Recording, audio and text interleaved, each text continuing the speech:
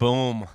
What is up? I want you for the literary renaissance. We are here. We are live. What is up, everyone? Today is the day. And right now, I'm going to sit here and start dropping knowledge on what the literary renaissance really is. I am here. I am back from the dead. I am motivated. I have a refreshed view on what we need to do because, I'm going to talk about so many different things, but I want to speak to you guys directly right now because we are in a dire situation because I know someone who I met on my free writing school, and they have kind of jailbroken ChatGPT and other AI platforms because most of the time if you say, hey, write me a novel like Blood Meridian on ChatGPT, it isn't using its full capacity. And with newer versions coming out this year, which I hear are going to be insane, we are in a position where AI is almost going to render us useless because it's going to write better than us. And people say all the time, well, it's not human. Exactly, it isn't human. AI isn't human.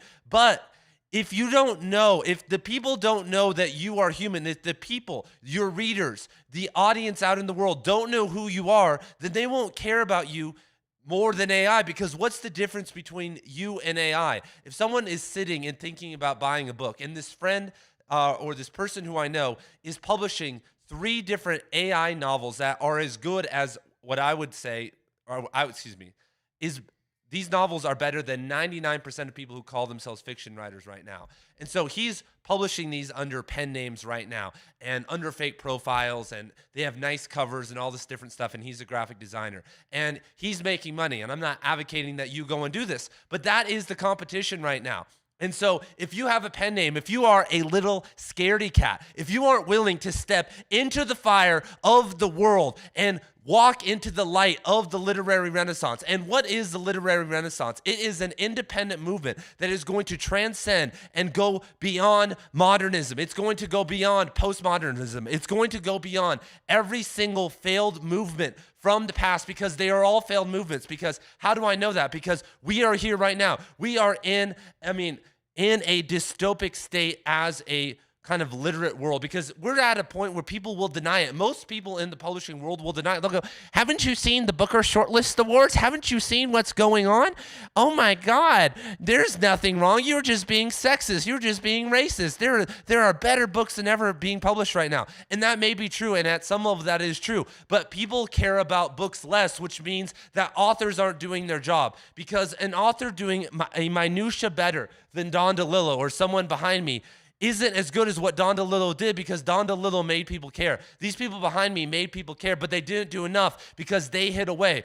So right now we are living in a crisis. And so I don't care if you think books are better or worse now. What matters is that we are living in a post-literate era where most people living in my suburban world or out in the United States of America and in the Western world, they are literate. They are here. They can read something, but they can't interpret something, and they can't take that information and use it for something bigger. They can't use it for something better. And that is the point. Just being able to read something makes you, a normal human being, and that's okay. But being able to utilize that and transform that, that's the key. That's the big thing. And so that's the crisis that we are facing right now. And our job is getting harder every single day because we have to compete with VR. We have to compete with people who are getting sucked into the world of, whatever distraction.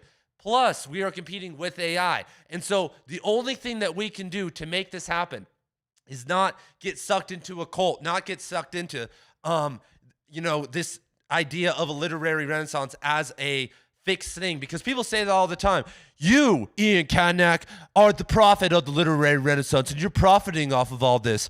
And this is all just for you, man. This is all just a way for you to just draw people in, yada, yada, yada. And I'm like, okay, guys.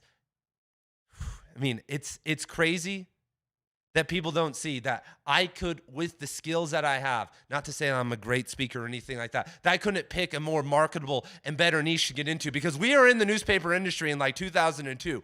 Books and reading, as I just kind of discussed, are somewhat on the way out. And so this isn't, if I was intelligent, and maybe I'm not, this wouldn't be a good thing to get into.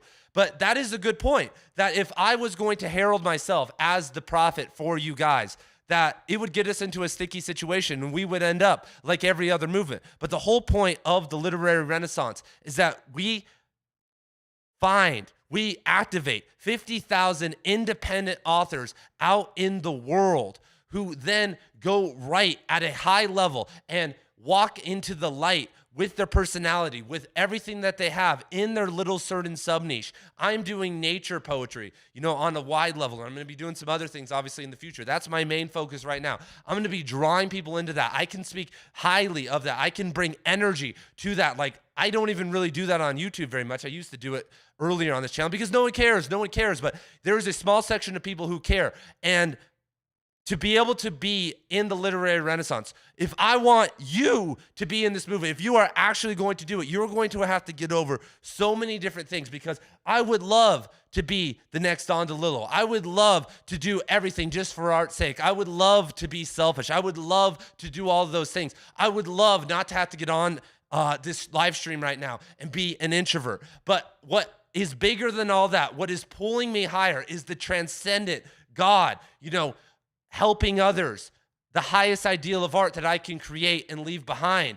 That is what matters. And there is no Franz Kafka anymore, anybody. What matters is you making an impact now, because my friend who releases 3 novels a day that are literary fiction online is flooding and saturating the market, and he's not alone.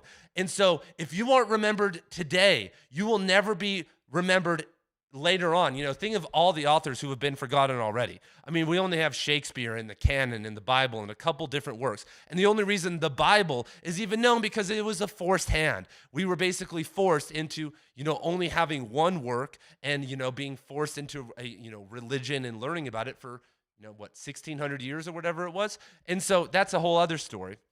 And that's whatever. But the canon is the only thing that remains, and that's slowly slipping away also. So the only thing that you have right now is the present. And so thinking that your piece of art, thinking that, I'm just going to sit here and just do what I want to do, and maybe someone one day will understand, is a dumb idea. Why are you even wasting your time?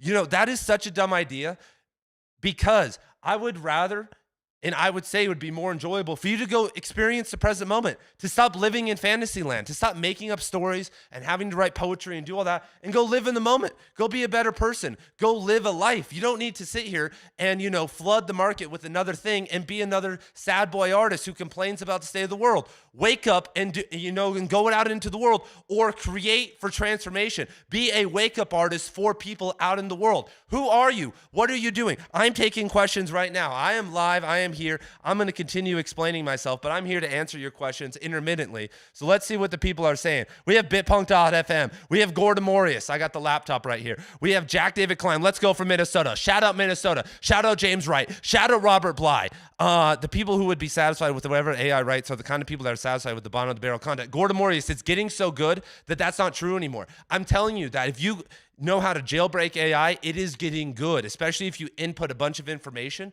If, now that it can read information, you can upload Blood Meridian, and if you let it loose and you let it go crazy, it can write better than most people, and you wouldn't even know that it's AI. Boom. For more on post-literacy, check out Walter Ogg. Okay, boom. Let's see what else we got in here. AI is soy. That's what I'm saying. AI is going to reach a point where you're not going to know it's AI anymore. So that's a whole other story. Read Dante. Shout out Dante. Read Bukowski. Bukowski and Dante, not too transformative.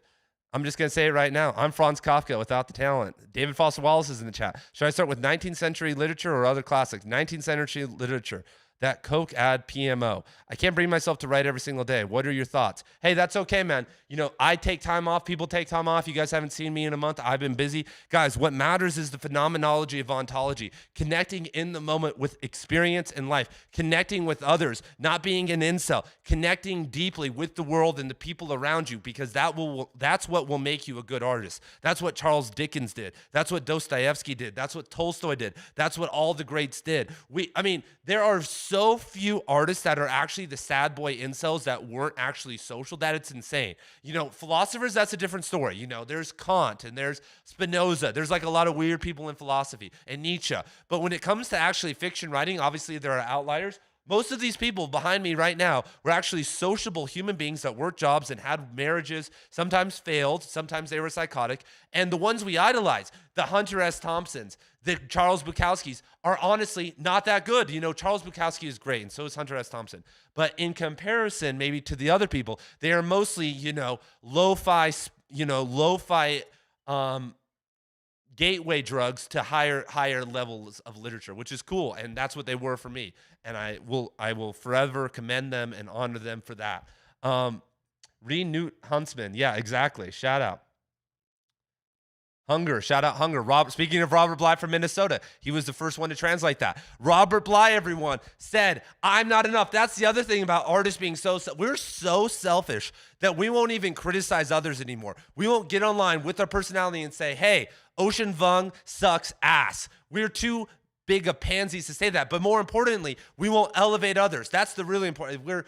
A lot of people can tear other people down, but Robert Bly and so many others would translate people. The only reason you know about Pablo Neruda is because Robert Bly went to Norway because he heard about these Norwegian poets that were really good. Olaf Haag, Rolf Jacobson, all these guys, these nature poets. And he went up there, and in a library, he found a Norwegian translation from Spanish of Pablo Neruda and said, "Who the hell is this Pablo Neruda guy?" And then brought him to America. We wouldn't know about him unless Robert Bly was on a journey across the world to elevate others. That is our job, not just to focus on ourselves. That's the whole point of my channel, is to elevate other people. This isn't the Ian Kadanak show. This is, everyone else behind me and everyone else who I'm going to translate.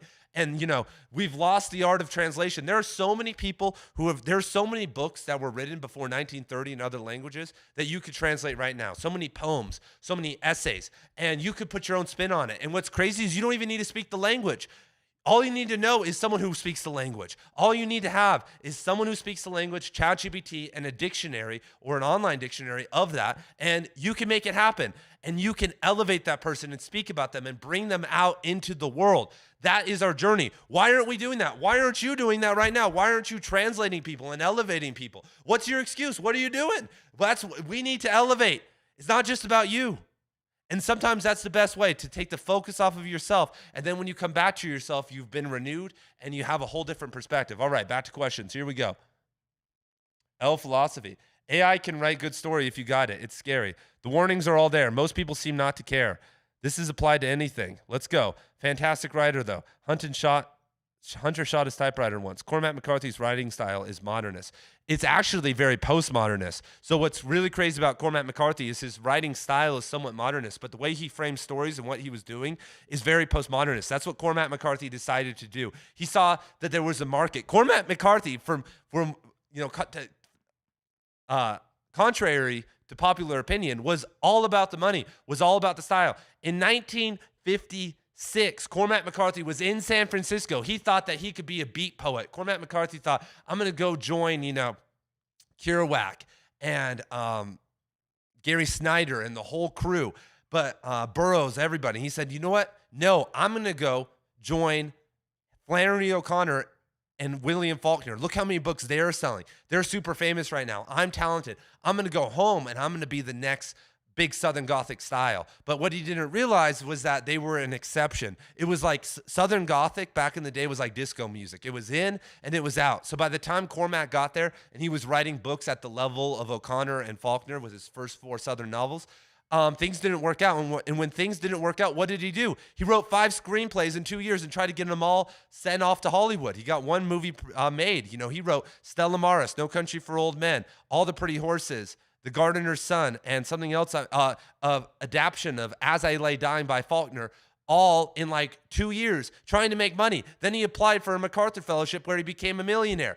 And then when he was asked, why did you start writing Westerns? He said, because I wanted a bigger audience, because everybody knows about cowboys and Indians, AKA I wanted to make more money.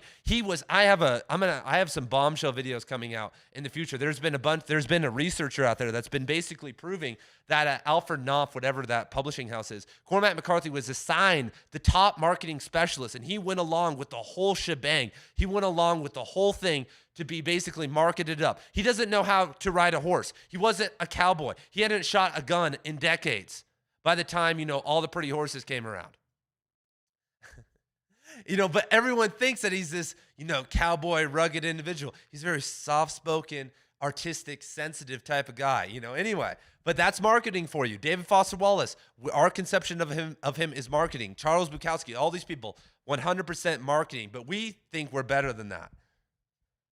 You've activated me, and I'm only 17 years old. Any words of advice? I'm headed for the military, and we'll have at least 4 years of concentration. Jack David Klein, my number one piece of advice, and you don't have to listen to me, man, is don't join the military. If you think it's going to help you pay for college, go to community college. They don't really, if you work a very chill job, you can pay for your own community college and not have to go into debt.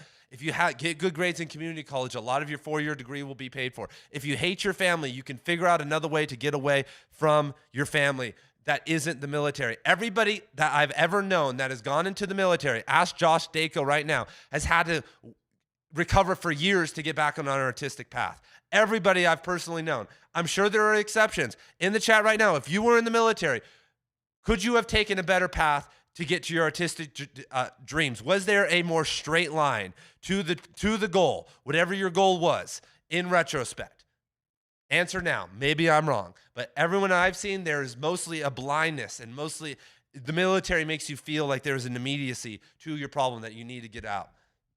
You are an individual, Jack David Klein. You don't need to shave your head. You don't need to go out there and join a cult. You don't need to be one with a collective. You need to be one, your own person, and find that, especially at a young age. Those years from 16 to 22 are when you're supposed to make mistakes and really you could do martial arts if you want to be disciplined. Go do jujitsu, go do kickboxing, go move to Thailand and do Muay Thai, sorry.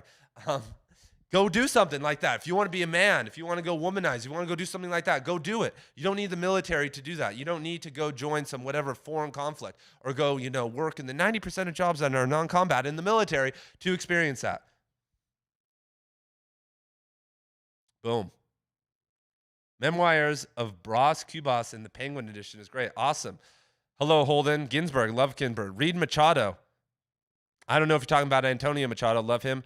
If Cormac McCarthy was alive today, he was going to be a SFF writer. I don't know what that is. Science fiction writer? Bro, genre authors are better at marketing themselves compared to contemporary literary authors. It's almost hilarious. Exactly. Guys, exactly. Genre marketers, genre fiction authors know what they were doing. They care about their stuff. They care about their world. And that's what I think a lot of authors don't do. I think a lot of literary fiction authors just kind of love the idea of being a writer, and they actually don't love their work. Like, I love nature poetry. I haven't necessarily fallen in love with my fiction, not all of it at least, and that's why I haven't really published too much online right now, and that's why it's on the back burner. I can't speak with passion about it. I can't market it. I can't really stand behind it. It's good enough to stand behind, but there's no point because I'm not ready to push it.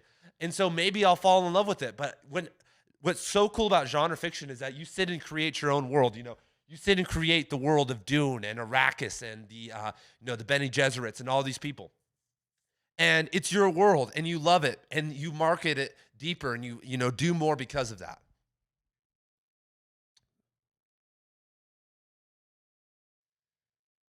All right, I'm still answering. There's also competence-based learning like Sailor Academy. Although joining the military could teach you very valuable skills that could give you a six-figure job after you leave, depending on your rate. There we go. We got David in the chat, the good MD. Yep, there you go. Ian, I love you and need more every time. More and more every time I hear you talk. This anti-military rift is base. Hey, man, this is a different time. We have an opportunity now to be awakened individuals that don't need to engage in senseless violence or don't need to engage with an institution that, in my opinion, is engaged in senseless violence. You don't need to do that anymore. We're not under duress. The homeland isn't going to be taken over. Go out on the path. Find it. Look at every single story in the world. No one joins the military. Luke Skywalker joined the rebellion. Anyway, don't get me started, man.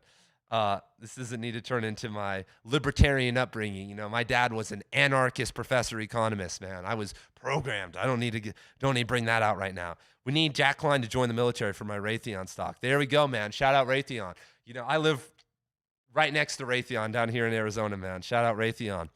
Sadly, I wouldn't recommend it. I was even at the Naval Academy. It quite changed me once I went to Afghanistan. We are not at war now, but 3 years in, who knows? There we go, Josh. How does one start writing fiction, making up characters and what they do and their interactions with each other? I don't know. Someone in the chat answer that for Gordon Morias. How do you start with your fiction?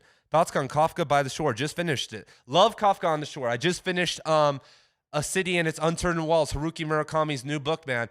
That book is very interesting. Haruki Murakami just released a new book. And it's interesting because he basically revised one of his earlier works, which I commend, which I think is a very interesting thing. He fell in love with the story that he didn't feel like he got everything out of back in the 1970s or 1980s, excuse me, and he republished it. He like added a bunch of stuff and reformatted it. Really cool stuff. So I like Kafka on the Shore. Of course, it's a great novel, man. Shout out underage, more Murakami underage sex. You are doing a great job, mate. If you need any help with Hispanic writers, I'm your guy. Cheers from Mexico. Thank you, Jesus. What do you think of Donna Tartt? I love Donna Tartt. Is any of your fiction available to read online? If you go look at certain college journals, that's the only stuff. I've taken it all down. Maybe if you use Internet Archive and find some of my old websites, but yeah, not really anything right now. Like I said, I am 100% interested in pushing my nature poetry. Gonna release something tonight. That's my goal right now. I'm not trying to be diverted. Ulysses, Suttree, and the Recognitions are the Chads of literature. No way, man. The Recognitions, maybe. What are your thoughts on the future of magical realism? I think that the future of magical realism is bright, but I think technology is really ruining that for a lot of people. To be able to understand the tenets of magical realism requires a very based kind of phenomenological attitude.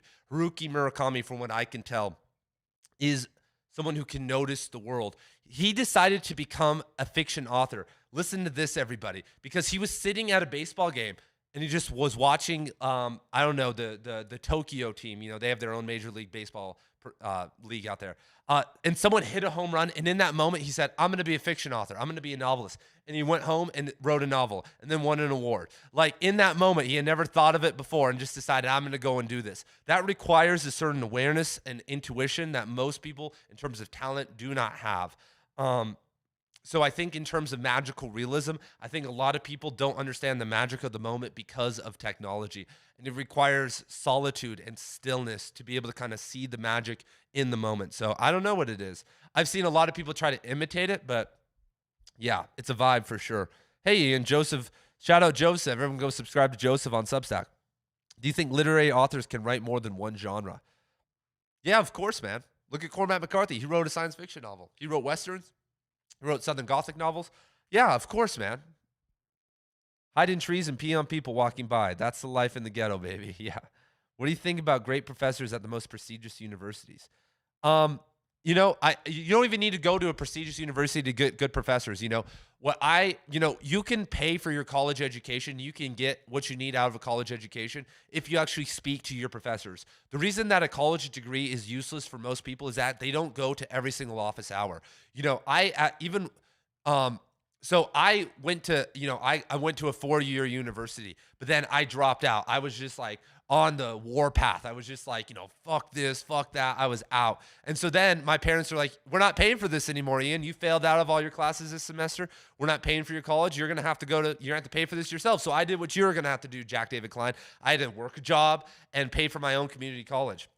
And what I learned at community college is that community college sucks in a lot of ways, but that all my professors had PhDs, a lot of them from Ivy League universities or great universities, and they were really smart people. So I started talking to them, and I'd say, hey, what books should I read? What should I do? Or I would learn about who they were learning about. It actually doesn't take very much time to read an entire author's bibliography. If you sit down for 50 hours across 2 weeks, maybe 60 hours, you could read all of Dostoevsky's work. And so if you have a professor that's into Dostoevsky, you could go and talk to them about him. And once you've read all of his works, then you could get all these sources and journals and have beautiful conversations with someone who is 20 years down the road from you. And it's like getting free coaching, But if you just show up in the class and pay, the $2,000 for the class, it's not worth it. But if you talk to your professors and figure out the cool ones, this is what I would use. This is what I would do. This is crazy, you guys. This is a life hack for people going to college.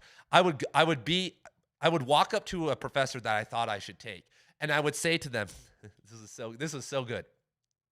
I would say, hey, I'm in your class. I would show up after class and I'd be like, hey, I'm in this class, but I've been I've been gone for the last month and a half because I got put in some jail on some bullshit. I got on some bullshit charge and I haven't been in class. Can I make up the work? Can I still be in your class? I really want to be here. And if they said no, I would not take their class. If they said yes, I would take their class the next semester. Really good rule of thumb because, hey, I'd be like, okay. So anyway, that was something I did at university to vet professors. To see if they were actually receptive and cool because, hey, maybe I had to go to jail for some bullshit. You never know what's going to happen, man. If you haven't been punched in the face and gone to jail yet, then you really need to figure out your life. Honestly, anyone out there who hasn't been to jail yet or hasn't been punched in the face, go do something. Go do something. You want to be a writer?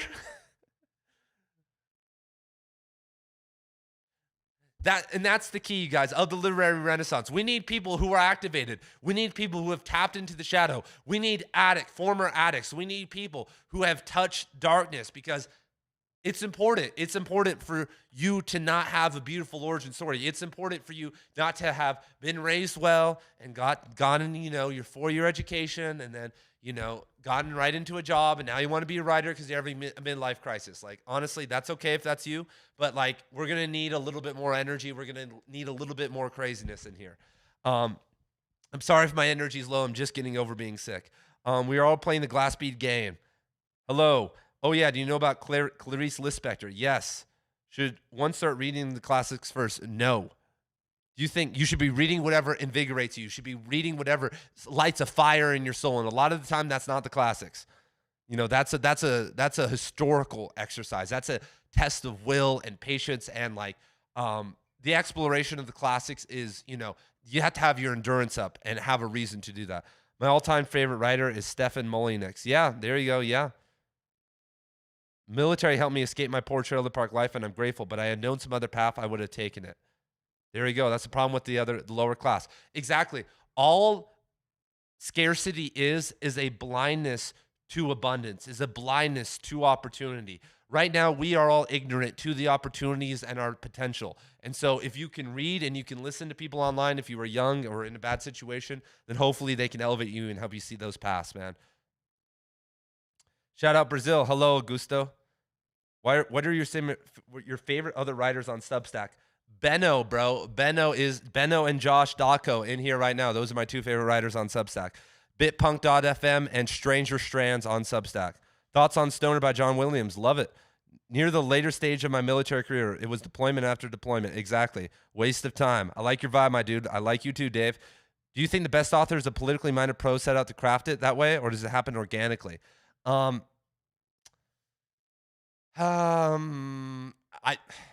would say they practice a lot and eventually they kind of reach a story. When you're of the time and you're of a certain mentality, then when you look at Tolstoy, he was of a very weird political era. So you could write War and Peace. When you look at a lot of the Vietnam poets and writers, they could write those pieces. When you look at World War II, it's kind of hard to think and take American politics seriously right now, you guys, honestly. If you, outside of COVID, and maybe some prices rising, if you didn't turn on the news, you would have no idea what was going on. Honestly, if you were disciplined, there are things that change, but they really don't change. And it's all just a hysteria to take our attention away from what really matters. I mean, that's in general, what politics and religion is. And I don't mean that. There are some things like local politics and taking action and building something beautiful. I understand that. And the same with religion, connecting with God, that's important. But everything else is fluff. He makes sure he can catch charges and still meet deadlines. Let's go. Ian is affiliated with the Aryan Brotherhood. Shut up, David. He's the Archon Brotherhood. Yeah, shout out the Gnostic Brotherhood, bro. The Archon Brotherhood. Any poetry recommendations? Robert Bly, James Wright, Mary Oliver. There's 3 random people. How in the hell do you tap into tragedy besides addiction when you live in the super suburbs? The moment, the higher consciousness, yoga, God. It's like what Rilke said, that if you could actually see God for what he is, or she or it, whatever, if you could actually connect with God, you guys, at the highest level without any barriers, you would experience the deepest level of tragedy ever. That's what everyone started to realize. That's what the Orthodox Christianity and Hegel and Schelling and Fichte and Bohm and the German idealism knew, and that's what we've been drawn away from. Now with our pop psychology, I've tapped into my shadow. Oh my God, shadow work, eat, pray, love. I'm gonna go fuck every dude, or I'm gonna go womanize every person in the world. Oh my God, it's my shadow. No, if you're in the suburbs, Jack David Klein, you need to be in the moment. You need to meditate. You need to feel. Once you transcend, once you start to tap into higher levels of consciousness, it's not all light up there, my man. It's deeper levels of darkness also. And so that's the way. Robinson Jeffers. Yeah, Shadow Robinson Jeffers, my man. Talk about someone who could tap into the darkness without having a hard life. Talk about the greatest. Robinson Jeffers was anti-World War II. World War II is like World War II. We had no reason being in World War II, everybody. That's a whole other story, though. We did not need to affiliate ourselves with Japan. We did not need to get into that conflict at all. That would have resolved itself. The Russians would have taken care of business over there. That was, anyway, that's too big of a red pill for a lot of people, though. We hold on to World War II like we hold on to the Revolutionary War. How's fatherhood, my man? Shout out Apocalypsis Historia. Everybody go subscribe to Apocalypsis Historia. The real Renaissance, man. I'm just a Renaissance poser out here, man. I don't have a link right now. I'm on a laptop away from my desktop. I don't really have access to links, but fatherhood is good. I just got sick. I'm awakened with love. Sleep has been a lot. I've been shown a whole different side of unconditional love, though, and I'm going to be forever grateful to that. And I really, it's the micro, or the macro. I'm trying to create a literary renaissance and awaken people, but then I'm also trying to raise individuals in my household that are going to be conscious human beings. I'm going to raise them outside of the system and try to do as best of a job as I can to create conscious beings. So that's how it's going, my man. I'm tapping into it. Obviously, it's not easy. Obviously, there's unexpected things, but there's unexpected positive benefits and, good times too. I'm the man. Thank you, NN. You're the man too. People should stop watching the news for at least 3 years. If you started practicing fasting and meditation and didn't turn on the news for 3 years, you would never need the news again. Tolstoy was an anarchist. Anarchism is timeless. Anarchism is timeless because at our core, when we look back in retrospect, we're going to laugh at our current state. We're going to laugh that we think we need masters. We're going to laugh that we diverted our authority to democracy and had people morally rule over us. We're going to laugh that we spend $150,000 on the average people in the United States, and we can't even, first of all, help them read and write well and do math well, but can't even make them nonviolent, conscious citizens. We can spend $150,000 and have parents and teachers and a whole community raise an individual in the modern world with all the information, and most people still come out of it without any conscious, deliberate creation in their cells. That's crazy. That's the system right now. We're going to look back at that and be like, wow, that was really efficient. Spent more time furthering my art, painting and illustration, but always wanted to be a writer too. At 38, I wish I would have tilted the scale more. Hey, man, don't worry about that. At 38, you still have a beautiful opportunity, Chris. Just take it slow. Look at it as a multi-decade project, and it will be okay, my man. Don't worry about it. Most of the greatest authors had quantum leaps, 38's not too old, If you told me you were 60, I would, sadly say, hey, you can make an impact, but maybe not as big as you want to. What's the best book on esotericism? Esotericism in McCarthy's writing? The Bloody and Barbarous God. Art Rolnick, Jim Heckwick equation. Do you have a White Lotus Sutra translation recommendation? I don't, but that's a great question. I'd have to look. I only have 2 copies on my bookshelf, but yeah, that's a good. I just reorganized. These aren't my bookshelves, everyone. I have 1,500 other books. This is the show shelf. I have a whole room dedicated to the other books, and I just reorganized the Eastern philosophy yoga section actually yesterday. Favorite Gnostic text? My favorite Gnostic text actually is The Bloody and Barbarous God, analyzing Cormac McCarthy's work. It's like the blending of Gnosticism and Cormac McCarthy is like my favorite thing. You'll have something to write about. Facundo Cabral is also great. Get recommended. Okay. True Darkness is too heavy. How would you write about something you would never choose to embrace? You can touch it. Look at the great artists. How do you You don't have to, by embracing darkness, you guys, that's the other lie that we've been told as a society, that by embracing darkness, that you need to go be an evil individual. You don't need to do that at all. You can embrace darkness in the dark parts of yourself and other people and still be a conscious, nonviolent human being and not manipulate other people. That's what active imagination is. That's what archetypal exploration is. It's good to do that because that means that you're in control. I know so many good guys that are just one stressful situation from shooting everybody, or just, going to prison or doing something dumb. And I'm not saying I'm better than that, but I try to, through meditation and martial arts and other things and showing restraint and trying to be a better human being, hoping that one day when I'm tested, when I'm, put in a situation that I don't react violently or something like that, So there we go. I recently read Hamlet again. And my girlfriend got me King Lear for Christmas. Would you like to hear your thoughts on Shakespeare if you have any? My hot take on Shakespeare, everybody, this is what you need to know about Shakespeare, is that most of you guys were probably lied to in the sense that if you read Shakespeare in school and in university, you probably had a very bad time with it. When it comes to Wordsworth and the classics, you need to go outside and relax first. And you need to learn how to relax outside and make time for that. And then you need to start reading outside in the summer, in the winter, if you're in the desert like me. And that's when you should read Shakespeare, because Shakespeare is something that should be experienced alone. Obviously, the theater is something else, but the classics should be experienced alone and like played with, and it should be fun. It's like, I've heard this from so many smart people and so many people that I trust that that universities have ruined the classics. That and once you read King Lear, my man, you should go see Ran by Kurosawa.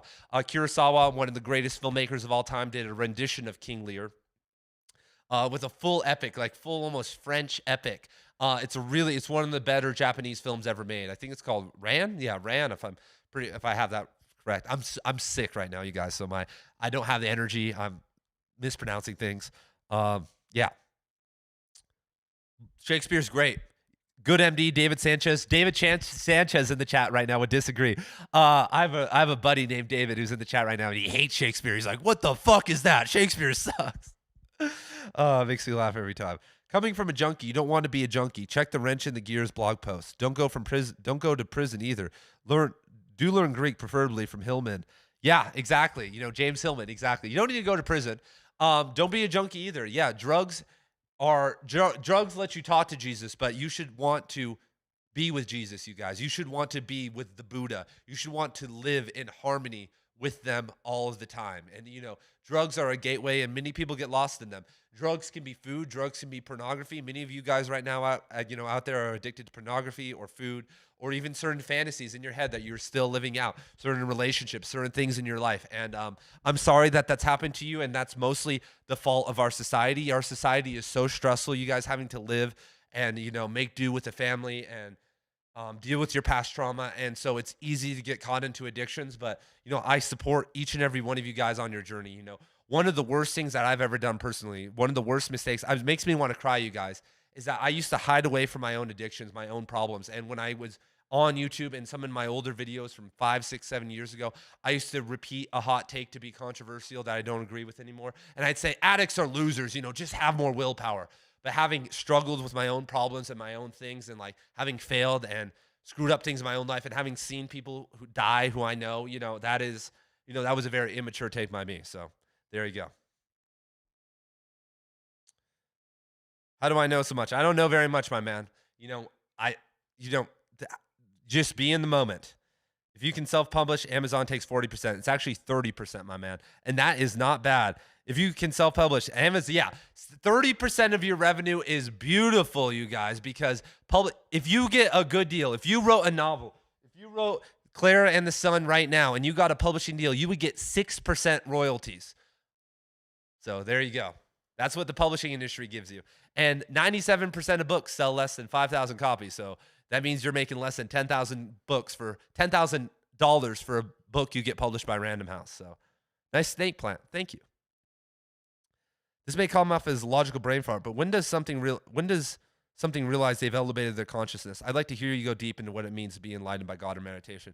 So there's something called the Satori awakening, and one of my favorite poets, EQ, had it. Many people have had it, but what happens is it's not logical, it's not linear. So it's about the practice. And I'm sure a lot of Christians and religious people would tell you this, that you go to church, you pray, and maybe God doesn't speak to you. Maybe you don't get instant progress. Maybe it doesn't happen like that. But what you do get is one day you're going to have a flash awakening. One day you're going to make progress. And, there are obvious ways to obtain mystical states. So the real question, so the one thing that Western Protestantism and Catholicism doesn't have is the concept of theosis, which Eastern Orthodoxy has. And Eastern Orthodoxy, in my opinion, doesn't give a very great framework for being able to achieve that. And that's why I advocate for all people, no matter what your religion, to do meditation and yoga and things to obtain a mystical state, even though it doesn't matter. Christians don't think a mystical state matters because if you are a conscious person, a person who doesn't sin and confess and gives your life to Christ, then you're going to get to heaven. But Eastern Orthodoxy believes that you should be connecting with God. You should be trying to unify with God. But the Hindus in India and in Japan, the East, they understood how to connect with God at the highest level, how to connect and find mystical states. So there are programs, I'm not going to say programs, but there are direct ways for you to be able to experience that. There are levels, and there are, so in Buddhism, there were koans. So once you understood things, the elders would know. And so that's the problem. And this is what really sucks, because you don't want to get sucked into a cult, Jack David Klein. I don't want to tell you to go join some crazy group and get sucked into a cult. So you can't do that. So you have to be an independent, guru-free individual in the world. And so the problem is that when you would obtain a mystical state, when you would reach the next level, there would be elders, a group of elders who had done it before, who could tell you, hey, you've reached, sorry, I'm really hot right now. I'm sick. You've reached a mystical state. And so you would understand that. And so what has happened to a lot of the Western world is that when you look at Burning Man, when you look at a lot of hippies, when you look at a lot of people that do meditation in Silicon Valley, is that they've gone on their own personal trip. Because if you do meditation and you just sit and listen to your breath, what's going to happen is that you are actually going to become more calm, but you're actually over time going to become more of yourself. And that's what's happened to a lot of people, because you just keep reinforcing who you actually are. And so to change yourself at a whole level, you're going to have to connect to God. And this is what Christians get right. You're going to have to connect to a higher transcendent ideal and hold that in your heart. Karma yoga, living the life, living like Christ consciousness. You're going to have to live that. And when you start to live that, then you're going to start to wash away a lot of your problems. And then once you've done that, so Jack David Klein, I would tell you right now, try to live with unconditional love. Try to live in the moment. Try to live with an ideal of love with everything you do, with a connection to the divine, and then embark on a process of trying to obtain mystical states or connection with God and some of the higher ideals. And there are pathways to that, and you're going to have to be independent on that, and I can give you book recommendations, yada, yada, yada. But I don't have time for that right now. But I would recommend you going on that path. There you go. That is my long answer to that.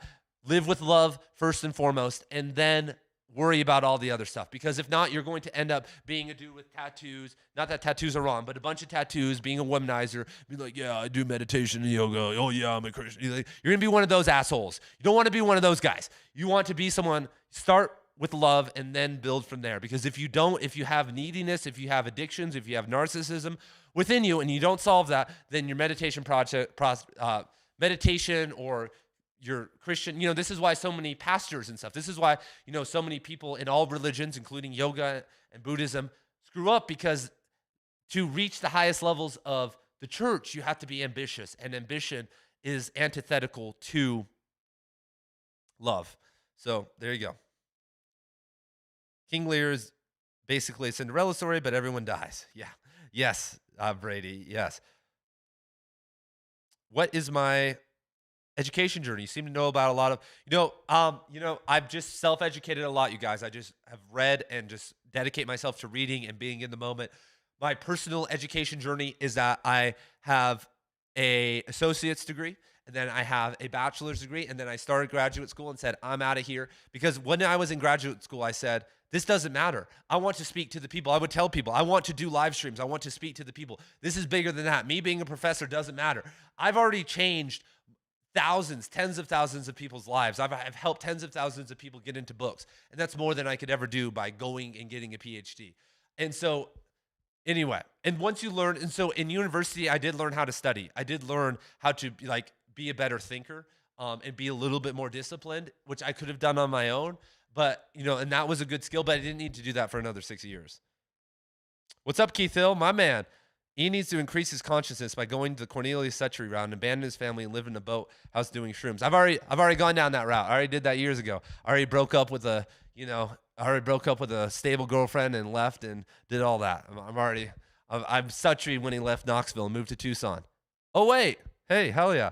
Glad you mentioned fasting. The Art of the Deal is a great Gnostic text. The devil is a repressed demon within yourself. Yeah, Keith. Thanks, man. I wanted specifically because I got into Tom O'Bedlam. Boom. Sorry, I'm so behind. On Embracing Darkness, Leonard Bernstein once said, misery didn't really generate great art. Great music came from being in a good state. Exactly. Can you give a book recommendation and start reading from Cormac McCarthy after Blood Meridian? Or books about Eastern philosophy? Next book to read after that, All the Pretty Horses. A good book on Eastern philosophy. That's a great question. There's so many.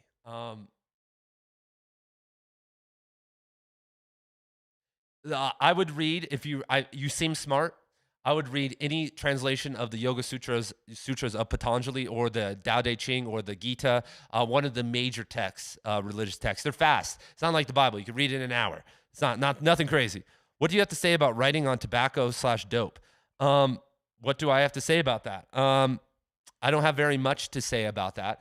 I think that writing on tobacco obviously helps synapses, but I have a whole video, you guys. Someone in the chat, can someone do me a favor? Some soldier out there, can you link Jack David Klein? I have a free video for everyone to watch on my Substack. I post free videos on my Substack. Can someone go find my video on tobacco? David Foster Wallace on tobacco. I talk all about tobacco and drugs on that video. So I have to get my computer charger really fast. I'll be back in 10 seconds. Ready, set, go.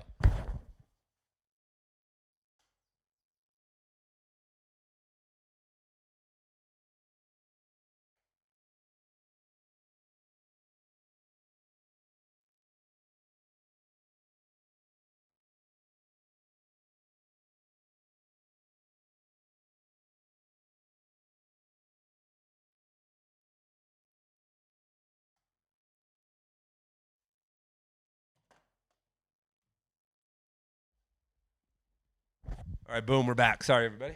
I didn't think I had the computer. These damn laptops, bro, die so fast. All right, boom. All right. See, you have Infinite Jest behind you. Do you feel it's wrong, too late to write that in mode?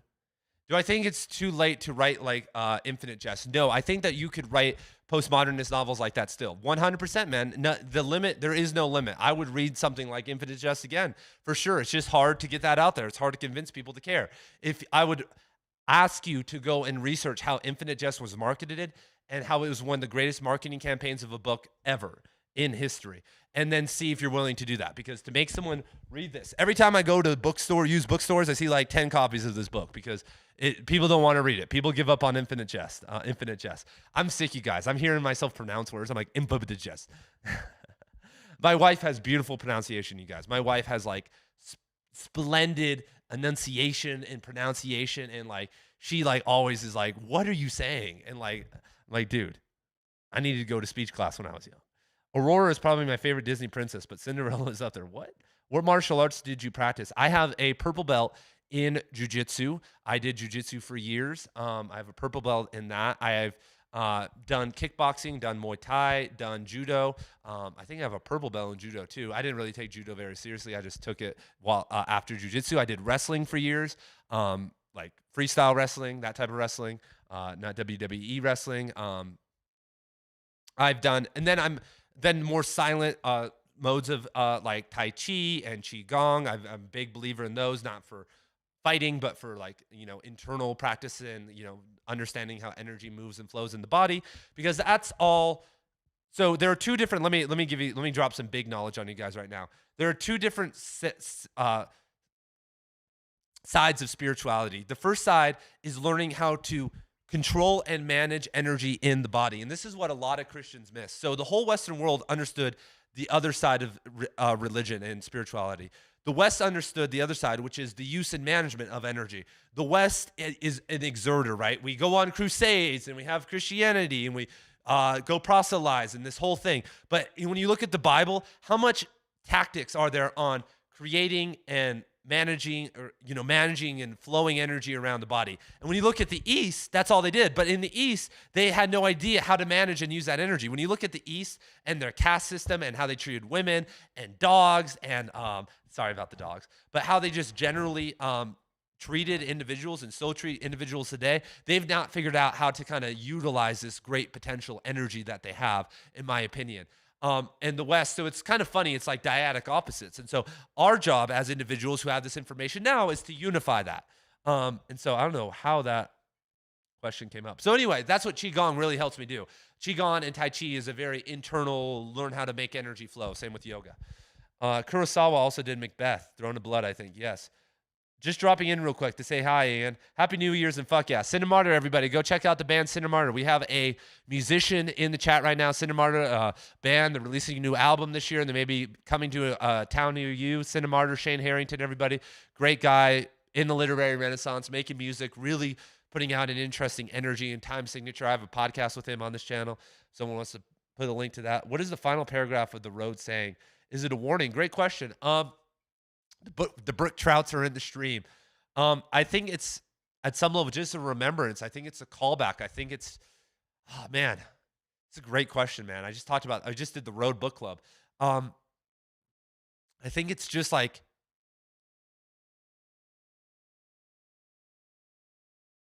it could be a memory of the man. It could be death. It could be any of those things. But I think it's just really embracing what we have now, you guys. Like, nature and connection. Like, guys, tonight, guess what I did tonight? I took a walk. I have a newborn. I've been, life has been stressful, but I took a beautiful walk in the desert tonight. And when I was out there, I heard woohoo, woohoo, woohoo. And I go and tromp through the desert, the Toya, the saguaros, and I find an owl. I find this beautiful owl just sitting there on this cactus.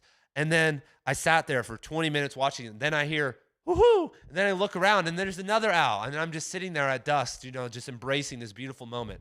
And yeah, so anyway. Thoughts on developing a writing routine, mornings versus night? I would say mornings, my man, but whenever you can. Who gives a fuck? What's up, Livio? My man, how is your family doing? Great, my man. Everyone is doing great, my man. Everyone is healthy, happy. I mean, I got everybody sick. I'm a teacher, and so I got sick on like the last day of school and got my family sick, but everyone is now recovering and knowing, everyone's safe, happy, it's very stressful to, newborns can be very, susceptible and, to illnesses and whatnot. The best advice I ever got from a guy who's published 4 books is just write the damn book. Exactly. What's up, Ian? Congrats on the kid. Thank you, Max. Chris, thanks for the words of encouragement. Also love those videos on Vonnegut you did. I've been binge reading his works. I'm going to be doing a lot more soon, my man. All right. Oh my God. I just lost my spot, man. Oh my God. Orthodox Jesus prayer is similar to meditation. Yeah, I know. And exactly. And I get it. I get how orthodoxy is very much connected to meditation. And that's why I respect orthodoxy very much. Anyway, Orthodox Christianity. But judging from what I've read and understood, their template of reaching higher consciousness through individual actions. Like if you go read the Yoga Hatha Pradipika, like there's literally a manual in there how to blow your mind. Like if you follow the advice and you sit and do it, you will literally experience like you're on drugs without being on drugs. You will tap into deep stuff. And obviously, if you isolate yourself and you're a Christian monk and you do that for decades, you can also do the same thing. But I like to be efficient. I like to get from A to B as fast as possible. And so anyway, so I don't believe in cultural appropriation. Theosis, Wesley also had the idea of the method that reflects theology in an existential flavor. While aiming at greatness, be aware that the tall poppy syndrome crabs in a bucket mentality. Yes. Check out Heichmann if interested in Orthodox monasticism. St. John of the Cross is also good. Oh my God, St. John of the Cross is so good, you guys. St. John of the Cross is, oh my God.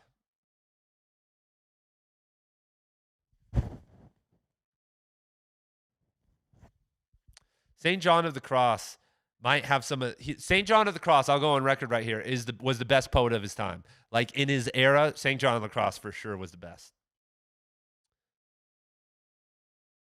Fool, said my muse to me, look in thy heart and write. Philip Sidney. The Renaissance. What we need to kick off a literary renaissance is the Renaissance.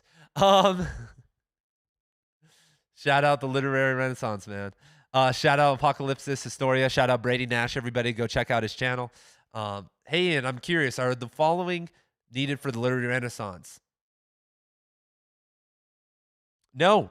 All we need is you, man. All we need is you to wake up and get going, my man. Dark Lord Carrion, short answer. Love the deep dive on the state of higher consciousness. In terms of the Renaissance, is it better if I build a bit of a following on social like Insta, Facebook before I begin writing my Substack? Nope. Start on writing Substack now. Substack has a notes feature that's very similar to Twitter that you can also start building your audience on too if you want to. Start writing and building your library on Substack right now, everybody. If you are not on Substack, get on there right now. Go follow me. I have free content on there. I'm posting more on there right now than I am on here. Go get on Substack. If you want to be, the literary renaissance is happening on Substack.com, everyone. I don't know what other fucking website it's not happening on Instagram. It's not happening on an X. It's not happening on WordPress. It's not happening on your own domain. I mean, it is happening on your own domain. Let me tell you, it is. Everyone needs to have their own domain too. I 100% agree with that. Substack is the spot right now. Maybe it won't be in 5 years, but in 2024 and 2025, there's nothing else. Do you have recommendations on books for transcendence? Anything that St. John of the Cross, anything that was just recommended on Orthodoxy if you're a Christian. If you are Yoga Sutras of Patanjali, any books on yoga meditation, any books on meditation, there's a great beginner meditation guide called The Mind Illuminated. The Mind Illuminated. It's a pretty big book. Good book, though. Thoughts on Carl Jung. Shout out Jung. That's my yoga name. So I have a yoga channel, everybody. It's called Yogadelics if you want to go check that out. And I call myself Young Patanjali over there because, anyway, that's just, Carl Jung is mostly a meme. I've read Carl. I love Carl Jung. I'm for sure a Jungian. I'm a Ronkian. I'm a Freudian. I love those guys, man. So innovative. I've not read Tobacco Road, but I should. I love the song Tobacco Road. I should read that. That seems. I've heard of it. Tobacco Road. When Yahweh creates, He creates the earth. Thank you, Keith. What's your take on Siddhartha and the Alchemist? I think that The Alchemist is overrated, but I think Siddhartha is one of the better literary works that's like a very easy spiritual book to read. I think that Siddhartha is by Hermann Hesse is a monumental achievement. The Alchemist, not so much. Someone get Ian's link. I'm not doing it. I guess no one's doing it. Any recent news on the effort to make Blood Meridian into a movie? You know, that's a great question. I think that Blood Meridian is going to get canceled, everybody. I think Blood Meridian, since, Cormac was a bad guy. Guys, I've been trolling Vincenzo Barney so hard, you guys. Shout out Vincenzo Barney if he's the guy that wrote the Cormac McCarthy Vanity Fair article. I took him down so hard over on Substack. He got featured on like Substack. Substack like has their own like Substack. Like they posted him and like, millions of people read his article, I'm sure. At least 100,000 read his little new article. And I left a comment and just smoked him. It was pretty bad. And I want him to be better, you guys. When I hate bringing people down. I hated writing that message out. But I want him to like realize the position he's in and like really elevate us as a community. I want to elevate him. I want him to be a leader. I would stand behind him, which is crazy to say, not in every way, but I would stand behind him and, let him, go big, like let him do something for us. Like, please, like Vincenzo Barney, for better or for worse, is a part of the literary renaissance. Like he went out there and found the story and made it fucking happen and got people into reading and got people talking again. Like he's doing it. And I want him to do more. I want him to be better. I want people to hold me to a higher standard. I want to be pushed also. What's the longest you've ever fasted for? I've fasted for 5 days before. I tried to go 40 days during that time, but then some stuff came up and I wasn't able to. My friend went 40 days though. During that time, my friend fasted for 40 days straight. He has a video series on it. He made 40 videos in 40 days while fasting. Crazy. 5 days is the longest I've gone without food. Great times. I have a podcast actually while I was fasting. I broke the fast and drank a black coffee with some like coconut oil and butter in it and just got wired. It's over on my Yogadelics channel. It's one of the early ones. I was tweaking, bro. I wasn't good at public speaking too. I was like, it was so funny. It was so funny, man. I love how the one guy answered, but no one ever specified which one. Any Burrows and Kerouac needed? I don't think that. I don't think so. I don't think maybe some William S. Burroughs, but I don't think Jack Kerouac really needs to. You know, I will say Jack Kerouac changed my life. I hitchhiked from my freshman year. I hitchhiked from Utah State University in Logan, Utah to Calgary, which was crazy, bro, because of Dharma Bum. So yeah, so he changed my life. That was a crazy experience. I won't tell you guys hitchhiking stories right now though. New setup. No, this is the same setup. I'm just zoomed in a little bit. I'm just testing it out. I'm going to use this one a little bit. I'm going to use this setup a little bit. Infinite Jest took Wallace something like 16 years to finish. It took about 10 years, Jack David Klein. What do you want to say about the value of the process? I love Bukowski. Dude, the process is, you already know the value, man. It's the transformation. It's, and it's hard though. Writing is an endurance sport, you guys. Like when I look at my work with martial arts and yoga and like my relationship, like no relationship is easy, you guys. Like I've been with my wife for 6 years now or whatever, and it's not easy, and you guys know that. Like relationships are hard, but when I look back at the hard times, it was for the good times. Now same with martial arts and yoga and everything else I've done. But when I look at like the hard efforts I've made while writing, like sitting and writing for months at a time, I'm like, dude, that did not make me a better person. That like was really hard and like very taxing on my mind, body, and soul, and like made me hunch more forward. Like it's a very unforgiving art, and you really put a lot into it. You're alone all the time. You have to separate yourself from people. It's not easy, honestly. So.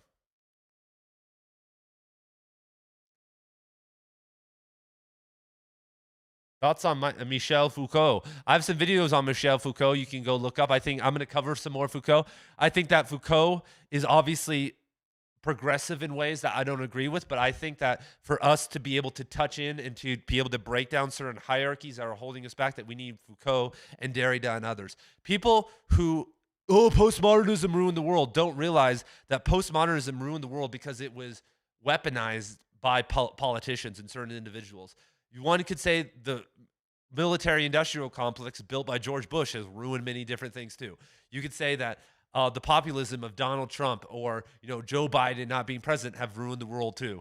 And their philosophies have been not.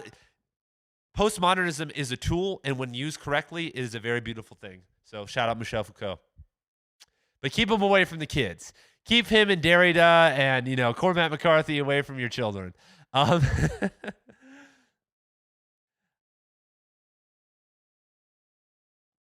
Opening of All the Pretty Horses. Wish I could write that. Oh my God, beautiful.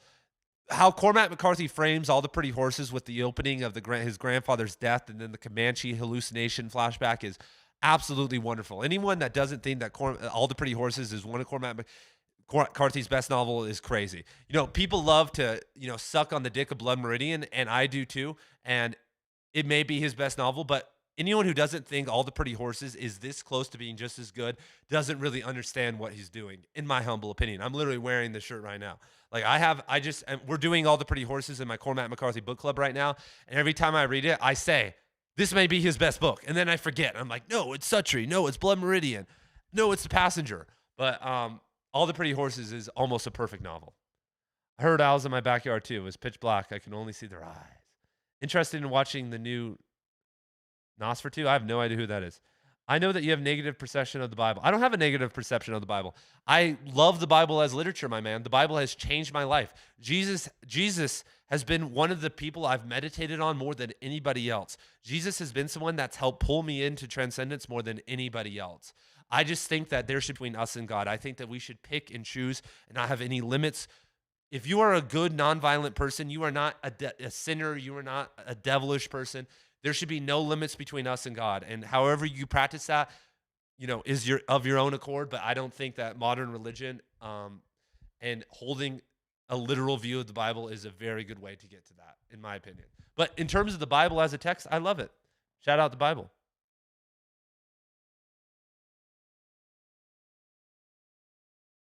But of course, the wisdom of the desert fathers. There's a great book called The Wisdom of the Desert by Thomas Merton, which details, desert sages, desert monks, desert, Christianity.